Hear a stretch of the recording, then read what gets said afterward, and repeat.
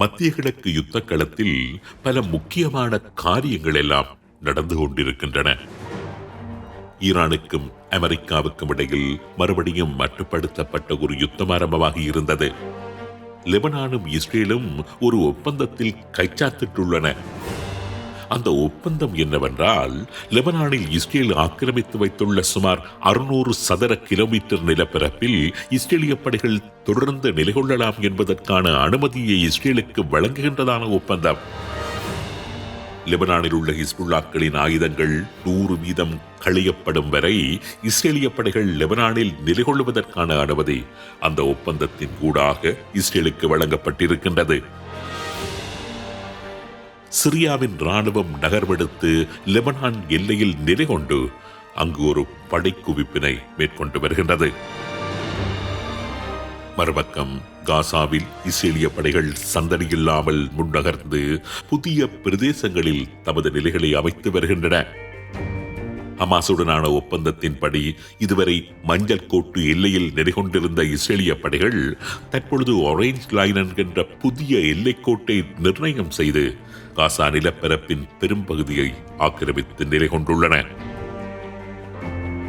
இப்படி மத்திய கிழக்கில் பலமான காட்சி மாற்றங்கள் ஏற்பட்டுக் கொண்டிருக்கின்ற நிலையில் அந்த காட்சி மாற்றங்கள் பற்றிய செய்திகள் உலக ஊடகங்களின் தலைப்புகளை பெரிய அளவில் கவர்ந்தெடுத்து வருகின்ற நிலையில் இஸ்ரேலிய பிரதமர் பெஞ்சமின் நெதன்யாகுவின் அண்மைக்கால உரை தொடர்பான ஒரு பார்வையை நாம் செலுத்த இருக்கின்றோம். இஸ்ரேலின் தலைநகர் ஜெருசலேமில் கடந்த வாரம் நடைபெற்ற JNS இன்டர்நேஷனல் பாலிசி சமிட்டில் அந்த உரையை நெதன்யாகு நிகழ்த்தியிருந்தார். மத்திய கிழக்கு போரியல் அரங்கில் திடீரென்று ஏற்பட்டுள்ள பல மாற்றங்களுக்கு நெதன்யாகுவின் அந்த உரையும் அந்த உரையினூடாக வெளிப்படுத்தப்பட்டிருந்த இஸ்ரேலின் நிலைப்பாடும் ஒரு காரணம் என்று கூறலாம். சர்வதேச ஆய்வாளர்கள் பலரது கவனத்தை ஈர்த்திருந்த அந்த உரையின் உள்ளடக்கம், அந்த உரையின் வரிகளுக்கிடையே கூறப்பட்ட செய்திகள், குறிப்பாக அமெரிக்காவுக்கும் ட்ரம்புக்கும் நெதன்யாகுவினால் விடுக்கப்பட்டிருந்த நேரடி எச்சரிக்கைகள், இவைகள் பற்றி ஆராய்கின்றது இந்த உண்மையின் தரிசனம் நிகழ்ச்சி.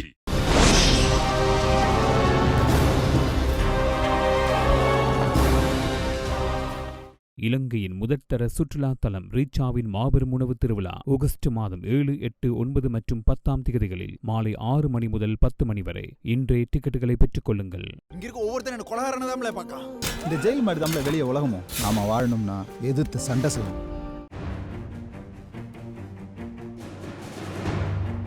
ஈரானுக்கும் அமெரிக்காவுக்கும் இடையில் அண்மையில் கைச்சாத்திடப்பட்ட புரிந்துணர்வு ஒப்பந்தத்தின் முதலாவது நிபந்தனையே லெபனானில் ஹிஸ்புல்லாக்கு எதிரான இஸ்ரேலின் தாக்குதல்கள் நிறுத்தப்பட வேண்டும் என்பதுதான். அத்தோடு இஸ்ரேலிய படைகள் லெபனானில் நிலை கொண்டுள்ள இடங்களில் இருந்து வெளியேற வேண்டும். ஆனால் இஸ்ரேல் அதற்கு உடன்படவில்லை. லெபனானில் ஹிஸ்புல்லாக்கள் நிலைகள் மீது இஸ்ரேல் மேற்கொண்டு வந்த தாக்குதல்களை இஸ்ரேல் நிறுத்தவே இல்லை. இன்று வரை இஸ்ரேலின் தாக்குதல்கள் லெபனானில் தொடர்ந்து கொண்டுதான் இருக்கின்றன. இஸ்ரேலை பொறுத்தவரையில் அமெரிக்காவுடன் இணைந்து ஈரான் மீது அது யுத்தத்திற்கு சென்றதற்கு முக்கியமான 3 காரணங்கள் இருக்கின்றன. முதலாவது ஈரானின் பாலிஸ்டிக் மிசைல்ஸ் புரோகிராம். இரண்டாவது, இஸ்ரேலை சூழ ஈரான் உருவாக்கி வைத்து இஸ்ரேலுக்கு மிகப்பெரிய குடைச்சலை கொடுத்துக் கொண்டிருக்கின்ற ஈரானின் ப்ராக்சிகள். மூன்றாவதுதான் ஈரானின் அணுவாயுத தயாரிப்பு. இந்த 3 முக்கிய காரணங்களில் அணுவாயுத விடயம் மாத்திரம்தான் தற்காலிகமாக தெரிந்திருக்கின்றதே தவிர மற்ற 2 விடயங்களும், அதாவது ஈரானின் பாலிஸ்டிக் மிசைல்ஸ் புரோகிராமும் சரி, ஈரானின் ப்ராக்சிக்கல் விடயமும் சரி, அந்த 2 காரணங்களும் இதுவரை தீர்க்கப்படவில்லை. ட்ரம்பின் ஈரானுடனான புரிந்துணர்வு ஒப்பந்தத்தில் இஸ்ரேலின் அந்த 2 முக்கிய நலன் பற்றிய கேள்விக்கு விடையும் இல்லை. இஸ்ரேலை பொறுத்தவரையில் அந்த 2 விடயங்களுமே இஸ்ரேலின் இருப்புக்கான மிகப்பெரிய ஆபத்துக்கள். ஒரு பூகம்பத்தின் மீது இஸ்ரேலை அமர்த்தி வைத்துக் கொண்டு அமெரிக்கா ஈரானுடன் சமாதானம் பேசுவது போன்றதான ஆபத்து.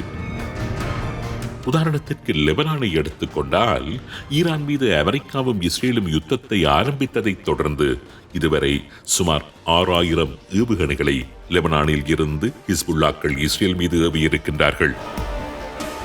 ஈரான் அமெரிக்க இஸ்ரேல் யுத்தத்தின் போது ஈரான் இஸ்ரேல் மீது கடுமையான பாலிஸ்டிக் ஏவுகணை தாக்குதல்களை மேற்கொண்டிருந்த சமகாலத்தில் ஈரானுடன் இணைந்து ஹிஸ்புல்லாக்கள் மேற்கொண்ட கோஆர்டினேட்டட் ஜாயிண்ட் ஆபரேஷன்ஸ் தாக்குதல்களில் மாத்திரம் 200 ராக்கெட்களையும் 20 ட்ரோன்களையும் ஹிஸ்புல்லாக்கள் இஸ்ரேல் மீது ஏவியிருக்கின்றார்கள். இஸ்ரேல் எல்லையில் பலமாக நின்றபடி இஸ்ரேல் மீது தாக்கிக் கொண்டிருக்கும் ஹிஸ்புல்லாக்களை சரியான முறையில் கையாளாது விட்டால், கையாண்டு அவர்களை பலவீனப்படுத்தாது விட்டால் இஸ்ரேல் என்ற நாட்டின் இருப்பே நிச்சயம் கேள்விக்குள்ளாகிவிடும். ஹிஸ்புல்லாக்களை அழிக்க வேண்டுமானால் அல்லது பலவீனப்படுத்த வேண்டுமானால் இஸ்ரேலிய படைகள் லெபனானுக்குள் செல்ல வேண்டும். சுமார் 30 இஸ்ரேலிய படைவீரர்களை பறிகொடுத்து அதனை செய்துவிட்டிருக்கின்றது இஸ்ரேல். இப்படிப்பட்ட நிலையில்தான் லெபனானில் இஸ்ரேல் தனது நடவடிக்கைகளை நிறுத்திக் கொள்ள வேண்டும் என்று அழுத்தம் கொடுத்து வந்தார் ட்ரம்ப். அழுத்தம் என்றால் வெறும் அழுத்தம் மாத்திரமல்ல, மிரட்டலுடன் கூடியொரு அழுத்தம், அதுவும் நேரடியான மிரட்டல்.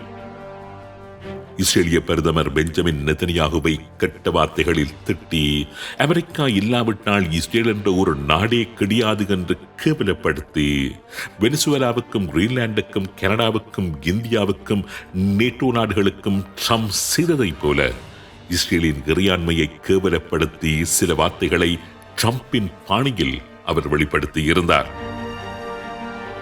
ட்ரம்பின் அந்த பேச்சுக்கு இஸ்ரேல் தரப்பில் இருந்து வழங்கப்பட்ட பதில்தான் வரலாறு.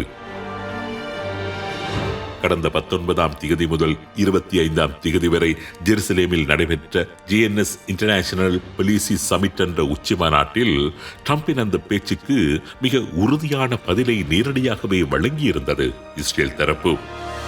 சர்வதேச போரியல் வல்லுநர்கள், ஊடகவியலாளர்கள், ராஜதந்திரிகள் மத்தியில் இஸ்ரேலிய பிரதமர் முதல் இஸ்ரேலிய தலைவர்கள், பல்வேறு ராஜதந்திரிகள் போன்றோர் மிக முக்கியமான உரைகளை நிகழ்த்தியிருந்தார்கள். இந்த நிகழ்ச்சியை பார்த்துக் கொண்டிருக்கின்ற எமது நேயர்கள் முடியுமானால் அந்த மாநாட்டில் நிகழ்த்தப்பட்ட உரைகளை, கலந்துரையாடல்களை, கேள்வி பதில்களை ஒவ்வொன்றாக கேட்டு பாருங்கள். உலகம் எந்த புள்ளியில் நின்று சுற்றி கொண்டிருக்கின்றது என்கின்ற யதார்த்தத்தை அந்த உரைகள் ஓரளவுக்கு வெளிப்படுத்தியிருந்தன. அந்த மாநாட்டில் நிகழ்த்தப்பட்ட இஸ்ரேலிய பிரதமர் பெஞ்சமின் நெதன்யாகுவின் ஆரம்ப உரை பலரையும் ஆச்சரியப்பட வைத்திருந்தது. அமெரிக்காவை கிட்டத்தட்ட நேரடியாகவே அவர் சவாலுக்கு இழுத்திருந்தார். அமெரிக்கா இல்லாமலேயே இஸ்ரேலினால் சுயாதீனமாக செயற்பட முடியும் என்றும் தனது உரையில் அவர் உறுதிபட தெரிவித்திருந்தார். ஒரு சந்தர்ப்பத்தில் அவர் ஒருபடி மேலே சென்று உலகம் முழுவதும் வாழ்ந்து வருகின்ற யூதர்கள், குறிப்பாக அமெரிக்காவில் வாழ்ந்து வருகின்ற யூதர்கள் ட்ரம்பின் அந்த நிலைப்பாட்டுக்கு எதிராக கிளந்தெழ வேண்டும் என்றும் அறைகூவல் விடுத்திருந்தார்.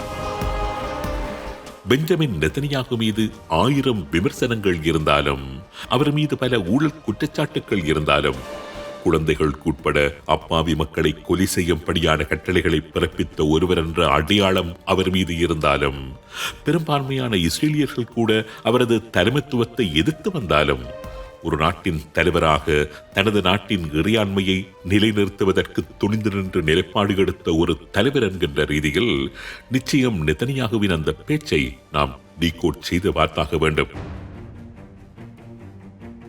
ஈரான் மீதான இஸ்ரேலின் நிலைப்பாடுகள், ஈரான் மீது இஸ்ரேல் தொடர்ந்து தாக்குதல் நடத்துவதற்கான சாத்தியங்கள், ஈரான் ஒருபோதும் அணுவாயுதம் தயாரிப்பதற்கு அனுமதிக்க மாட்டோம் போன்ற பல விடயங்கள் அவரது உரையில் இருந்தாலும், நான் அவரது உரையில் ஆச்சரியமாக பார்க்கும் விடயம் என்னவென்றால், இஸ்ரேலுக்கு எல்லாவற்றிற்கும் எல்லாமாக இருந்து வருகின்ற அமெரிக்காவை அவர் கையாண்டிருந்த அந்த புள்ளியைத்தான், அதற்காக அவர் உபயோகித்திருந்த சொல்லாடல்களைத்தான்.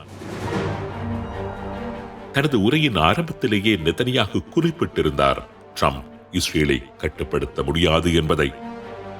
இஸ்ரேல் என்ற இறைமையுள்ள நாடு என்ன செய்ய வேண்டும் என்பதை ட்ரம்ப் போன்ற வேறு ஒரு நாட்டின் தலைவர் முடிவு செய்ய முடியாது என்று அவர் மிக உறுதியாக, அதேபடி ராஜதந்திர சொல்லாடல்களின் கூடாக மிக லாபகமாக வெளிப்படுத்தி இருந்தார். ஒரு சந்தர்ப்பத்தில் அமெரிக்காவினால் இஸ்ரேலுக்கு வழங்கப்பட்டு வந்த அழுத்தங்களை எப்படி இஸ்ரேல் மீறி தனது குறிக்கோளில் நகர்ந்திருந்தது என்றும் பட்டியலிட்டிருந்தார். காசாவின் ராஃபாவுக்குள் செல்ல வேண்டாம் என்று எங்களுக்கு கூறினார்கள். ஆனால் நாங்கள் அங்கு சென்றோம். ஒரு சந்தர்ப்பத்தில் ஹிஸ்புல்லா மீது தாக்குதல் நடத்த வேண்டாம் என்று கூறினார்கள். ஆனால் நாங்கள் ஹிஸ்புல்லா மீது தாக்குதல் நடத்தினோம். ஈரான் மீது நேரடியாக தாக்குதல் நடத்தக்கூடாது என்று கட்டளை பிறப்பித்தார்கள். ஆனால் நாங்கள் அந்த கட்டளையை மீறி ஈரான் மீது நேரடியாக தாக்குதல் நடத்தினோம். இஸ்ரேலின் பாதுகாப்புக்கு விரோதமான எந்த அழுத்தத்திற்கும் இஸ்ரேல் அடிப்படைய மாட்டாது என்று அவர் உறுதிபட தெரிவித்திருந்தார். யூதர்கள் காலகாலமாக ஓடிக்கொண்டே இருந்தார்கள். ஒவ்வொரு நாடாக ஓடினார்கள். நூற்றாண்டுகளாக ஓடினார்கள். கொல்லப்பட்டார்கள், நாடு கடத்தப்பட்டார்கள், யூதர்களின் கிணறுகளை விஷமூட்டி விரட்டினார்கள், இன அழிப்புக்கு உள்ளானார்கள். ஆனால் இன்றைக்கு யூதர்கள் தமக்கென்று ஒரு நாட்டை உருவாக்கி கொண்டார்களோ அன்றில் இருந்துதான் யூதர்கள் தம்மை துரத்தி அடிக்க முற்படுகின்றவர்களை திருப்பி தாக்க ஆரம்பித்திருந்தார்கள். எம்மை அழிக்க வருகின்ற எவரையும் நாங்கள் திருப்பி தாக்கியே ஆகுவோம்.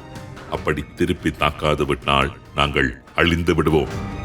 இவ்வாறு கூறி அமெரிக்காவிலும் உலகம் முழுவதிலும் வாழ்ந்து வருகின்ற யூதர்களை நோக்கி ஒரு கோரிக்கையை முன்வைத்த நெதன்யாகு, எழுந்து நில்லுங்கள், மறைந்திருக்க வேண்டாம், ஓடி ஒளிய வேண்டாம், துணிந்து எழுந்து நில்லுங்கள், நமக்கு எதிராக வருகின்ற ஆபத்துக்களுக்கு எதிராக துணிந்து போராடுங்கள். நாங்கள் எழுந்து நின்று போராடினால் மாத்திரம்தான் எங்களுக்கான மரியாதை எங்களுக்கு கிடைக்கும் என்பதை நினைவில் வைத்துக் கொள்ளுங்கள். இவ்வாறு நெதன்யாகு உலகம் முழுவதும் வாழுகின்ற யூதர்களை நோக்கி அறைகூவல் விடுத்திருந்தார். உண்மையிலேயே நெதன்யாகுவின் அந்த உரை முழுக்க முழுக்க அமெரிக்க அதிபர் ட்ரம்பின் அப்போதைய நிலைப்பாட்டை குறிவைத்ததான உரையாகவே அமைந்திருந்தது. லெபனானை விட்டு இஸ்ரேலிய படைகள் வெளியேற வேண்டும் என்று ட்ரம்ப் பகிரங்கமாக கோரிக்கை முன்வைத்திருந்த நிலையில் லெபனானில் ஏன் இஸ்ரேலிய படைகள் நிலைநிற்க வேண்டும் என்ற நியாயப்பாடுகளை தனது உரையில் முன்வைத்திருந்த நெதன்யாகு, லெபனானில் இருந்து இஸ்ரேலிய படைகள் எக்காரணம் கொண்டும் வெளியேற முடியாது என்கின்ற இஸ்ரேலின் நிலைப்பாட்டை ஒருவித எச்சரிக்கையாகவே கூறியிருந்தார். அமெரிக்கா சொல்கின்றபடியெல்லாம் செய்ய மாட்டோம் என்பதையும் அவர் வெளிப்படுத்தியிருந்தார். ஈரானுடன் அமெரிக்கா செய்து கொண்டிருந்த உடன்படிக்கைக்கு இஸ்ரேல் கட்டுப்பட மாட்டாது என்றும் கூறியிருந்தார். இப்படி ட்ரம்புக்கு அழுத்தமான பல பதில்களை நெதன்யாகு வழங்கியிருந்தார். ஆனால் ராஜதந்திர சொல்லாடல்களில் இதே போன்ற ஒரு பேச்சை 2 வருடங்களின் முன்பும் நெதன்யாகு நிகழ்த்தியிருந்தார். காசாவின் ராஃபா பட்டணத்தினுள் இஸ்ரேலிய படைகள் நுழைந்தால் அமெரிக்கா இஸ்ரேலுக்கு ஆயுதங்களை வழங்க மாட்டாது, அமெரிக்கா இஸ்ரேலுக்கான தனது உதவிகளை நிறுத்திவிடும் என்று அப்பொழுது அமெரிக்காவின் ஜனாதிபதியாக இருந்த ஜோ பைடன் இஸ்ரேலை மிரட்டிய போது இஸ்ரேல் தனது விரல் நகங்களை கொண்டு போராடும் என்று பதில் கூறிய நெதன்யாகு அமெரிக்காவின் அத்தனை அழுத்தங்களையும் மீறி ராஃபாவுக்குள் இஸ்ரேலிய படைகளை அனுப்பி வைத்தார். அதனைத் தொடர்ந்து பணிந்தது அமெரிக்கா. நெதன்யாகு அண்மையில் ஆற்றிய உரையைத் தொடர்ந்து GNS இன்டர்நேஷனல் பாலிசி சமிட் என்ற உச்சி மாநாட்டில் பேசிய அத்தனை பிரமுகர்களும் அமெரிக்காவுக்கு இஸ்ரேல் அடிபணிய மாட்டாது, அடிபணியவும் கூடாது என்கின்ற பொருள்படத்தான் உரை நிகழ்த்தியிருந்தார்கள். அமெரிக்கா இஸ்ரேலின் இறையாண்மையில் தலையிடக்கூடாது என்கின்ற நிலைப்பாட்டையே அவர்கள் அனைவரும் வெளிப்படுத்தியிருந்தார்கள். இஸ்ரேல் தனது பாதுகாப்பை கருத்தில் கொண்டு நடவடிக்கைகளை செய்வதற்கு இஸ்ரேலுக்கு இருக்கின்ற உரிமையை அவர்கள் அனைவருமே வலியுறுத்தி பேசினார்கள். அமெரிக்காவினால் உதாசீனப்படுத்தப்பட்டு வரும் நாடுகள், அமெரிக்காவின் அழுத்தங்களுக்கு உள்ளாகி சிக்கி தவித்து வருகின்ற நாடுகள், அமெரிக்காவின் மிரட்டல்களுக்கு உள்ளாகி வருகின்ற நாடுகள், ஈரான், இஸ்ரேல் போன்ற நாடுகளிடம் இருந்து கற்றுக்கொள்ள வேண்டிய முக்கியமான பாடம் இது. எப்படிப்பட்ட இழப்புகள் வந்தாலும் சரி, வலிகள், வேதனைகள் எப்படிப்பட்டதாக இருந்தாலும் சரி, தமது நாட்டின் இறைமையை விட்டுக் கொடுக்காது ராஜதந்திர ரீதியாக ஒரு வல்லரசை எப்படி எதிர்கொள்வது என்பதை இந்த 2 நாடுகளிடம் இருந்தும் உலக நாடுகள் கற்றுக்கொள்ள வேண்டும். சரி, அடுத்த விடயத்திற்கு வருவோம். அமெரிக்காவின் ஆயுதங்கள் இல்லாவிட்டால் இஸ்ரேல் என்ற ஒரு நாடே இருக்காது என்று பலர் கூறுகின்றார்கள். அமெரிக்காவின் ஆயுத உதவிகள் இல்லாவிட்டால் இஸ்ரேல் என்ற நாடு அழிந்து மண்ணோடு மண்ணாகி போயிருக்கும் என்றும் பலர் கூறி வருகின்றார்கள். உண்மையிலேயே அமெரிக்காவை பகைத்துக் கொண்டு அமெரிக்காவின் ஆயுத உதவிகள் இல்லாமல் இஸ்ரேலினால் அதன் முன்னால் பிரமாண்டமாக எழுந்து நிற்கும் சவால்களை சமாளிக்க முடியுமா? அமெரிக்காவின் ஆயுத உதவி இல்லாமல் இஸ்ரேலினால் தாக்குப்பிடிக்க முடியுமா? முடியும் என்று நம்புகின்றார்கள் இஸ்ரேலிய தலைவர்கள். அப்படிப்பட்ட நம்பிக்கையை அவர்கள் கொண்டிருப்பதற்கான காரணத்தை வாருங்கள் நாங்கள் தேடுவோம். இஸ்ரேலின் போரியல் வரலாற்றை எடுத்து நோக்கினால் இஸ்ரேலின் மிக முக்கியமான யுத்தங்கள் அத்தனையும் அமெரிக்காவின் ஒரு சிறிய அளவிலான ராணுவ உதவி கூட இல்லாமல் தான் நடைபெற்றிருக்கின்றன. உதாரணத்திற்கு 1948 ஆண்டு முதல் 14 மாதங்கள் நடைபெற்ற இஸ்ரேலி இண்டிபெண்டன்ஸ் வார் என்கின்ற யுத்தத்தில் இஸ்ரேலை எகிப்து, ஜோர்தான், ஈராக், சிரியா மற்றும் லெபனான் போன்ற நாடுகளின் ராணுவங்கள் சுற்றி நின்று தாக்கின. இஸ்ரேல் என்கின்ற ஒரு தேசம் உலக வரைபடத்தில் வந்துவிடக் கூடாது என்று கங்கணம் கட்டிக்கொண்டு அந்த தேசத்தை முற்றுமுழுதாக அழித்துவிடும் நோக்கத்தில் போர் புரிந்து கொண்டிருந்தன. அந்த நேரத்தில் அமெரிக்காவின் எந்தவித ஆயுத உதவியுமே இல்லாமல் தான் இஸ்ரேலிய படைகள் அத்தனை நாடுகளுடனும் யுத்தம் புரிந்து வெற்றி கொண்டிருந்தன. இத்தனைக்கும் இஸ்ரேல் என்கின்ற ஒரு தேசம் உருவாகிய முதல் வருடத்தில் நடந்த யுத்தம் அது. அந்த யுத்தத்தின் போது அமெரிக்க அரசாங்கம் உத்தியோகபூர்வமான ஆயுத தடையை கூட இஸ்ரேலுக்கு எதிராக விதித்திருந்ததும் குறிப்பிடத்தக்கது. அதேபோன்று 1967 ஆண்டு எகிப்து, சிரியா, ஜோர்தான், ஈராக், லெபனான் போன்ற நாடுகளுடன் இஸ்ரேல் புரிந்திருந்த 6 நாள் யுத்தத்தின் போதும் அமெரிக்கா இஸ்ரேலுக்கு எந்தவிதமான ராணுவ உதவிகளையும் வழங்கவில்லை. பிரான்ஸ் மாத்திரம்தான் அந்த நேரத்தில் இஸ்ரேலுக்கு ஆயுத உதவிகளை செய்திருந்தது. இஸ்ரேல் மிக பிரமாண்டமான வெற்றியை அந்த யுத்தத்தில் பெற்றிருந்தது. உலகில் இடம்பெற்ற யுத்தங்களில் பெறப்பட்ட மிகப்பெரிய வெற்றி என்று வரலாற்றில் பதியப்பட்டுள்ள அந்த 6 டே வாரில் அமெரிக்காவின் ராணுவ உதவிகள் இன்றித்தான் இஸ்ரேல் போராடியது, வெற்றியும் பெற்றது. அதேபோன்று இஸ்ரேல் அணுவாயுதத்தை பெற்றுக் கொள்வதற்கும் அமெரிக்கா இஸ்ரேலுக்கு உதவிகள் செய்யவில்லை. ஈரானின் அணுசக்திக்கு ஒரு காலத்தில் உதவி செய்ய முன்வந்திருந்த அமெரிக்கா இஸ்ரேலின் கரங்களுக்கு அணுவாயுதம் செல்வதை கூடிய வரையில் தடுக்கவே முற்பட்டிருந்தது. அந்த காலகட்டத்தில் பிரான்ஸ் தேசம்தான் இஸ்ரேலின் அணுவாயுத தயாரிப்புக்கு உதவிகள் செய்திருந்தன. தென்னாப்பிரிக்காவும் அணுவாயுத பரிசோதனைக்கு இஸ்ரேலுக்கு உதவியிருந்தது. ராணுவ ரீதியாக பல சாதனைகளை நிலைநாட்டி இஸ்ரேல் தனது ராணுவ வெள்ளாண்மையை மத்திய கிழக்கில் நிரூபித்ததன் பின்னர்தான் அமெரிக்கா இஸ்ரேல் என்ற வெற்றி குதிரையில் சவாரி செய்ய ஆரம்பித்திருந்தது.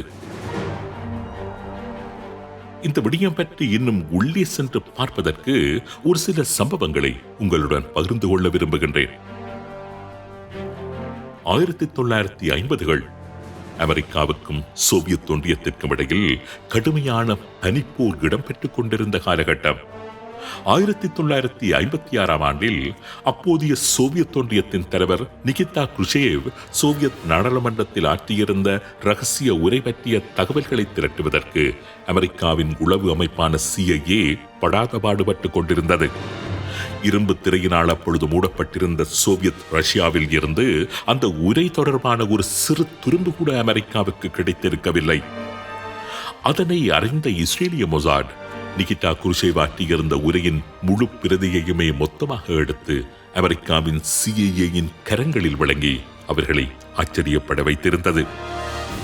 அதேபோன்று 1960களில் அமெரிக்காவுக்கும் சோவியத்திற்கும் இடையில் பனிப்போர் உச்சம் தொட்டுக் கொண்டிருந்த காலகட்டத்தில் சோவியத் ஒன்றியம் தயாரித்திருந்த நவீன மிக்ரக விமானங்கள் பற்றிய தகவல்களை திரட்டுவதற்கு அமெரிக்காவின் CIA தவியாய் தவித்துக் கொண்டிருந்தது. ரஷ்யாவின் மிக்ரக சண்டை விமானங்கள் பற்றிய ஒரு சிறிய தகவல் கூட கிடைக்காதா என்று ஏங்கி தவித்துக் கொண்டிருந்த அமெரிக்காவின் CIA மொசாட்டிடமும் தமது தேடல்கள் பற்றிய தகவலை பரிமாறியிருந்தது.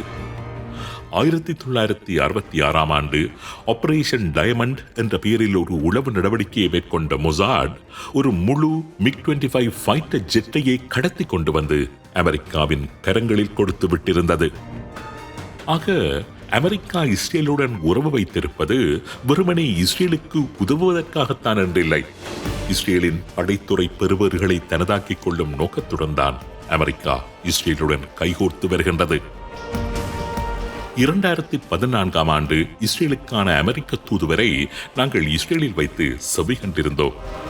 இதற்காக அமெரிக்கா இஸ்ரேலுக்கு அத்தனை நிதியுதவிகளை வழங்குகின்றது என்று அவரிடம் கேள்வி எழுப்பியிருந்தோம்.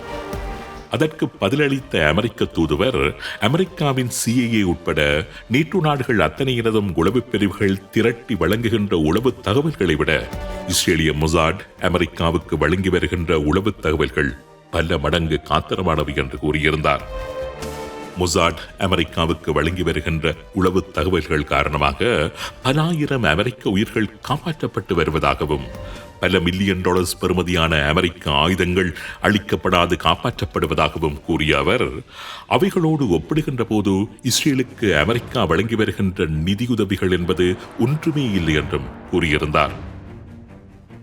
அமெரிக்கா இஸ்ரேலுக்கு ஆயுதங்கள் வழங்குகின்றது என்றால் அதனை ஒருபோதும் லாபம் இல்லாமல் அமெரிக்கா வழங்காது.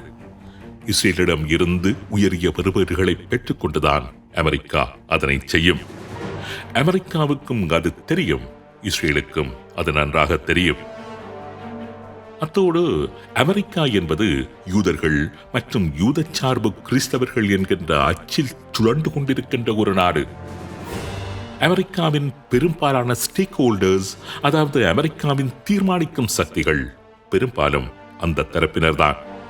நெத்தனியாகு கிளந்தெழுந்து ட்ரம்பை சவாலுக்கு இழுத்து விட்டால் அமெரிக்காவில் ட்ரம்பின் ஆதரவு தளம் நிச்சயமாட்டம் கண்டுவிடும். உலகம் முழுவதிலும் உள்ள யூதர்களை கிளந்தெழும்படி நெத்தனியாகு அறைகூவல் விடுத்ததும் ட்ரம்ப் அடக்கி வாசிக்க தொடங்கியது அதனால்தான்.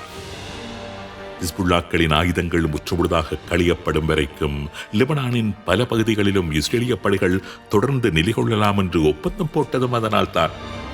பலஸ்தீனத்தில் மஞ்சள் கோட்டில் நின்றிருந்த இஸ்ரேலிய படைகள் செம்மஞ்சள் கோட்டுக்கு முன்னேறுவதற்கு அனுமதித்ததும் அதனால்தான். மட்டுப்படுத்தப்பட்ட தாக்குதல்கள் என்றாலும் ஈரான் மீது மறுபடியும் அமெரிக்க படைகள் தாக்குதல்களை ஆரம்பித்ததும் அதனால்தான்.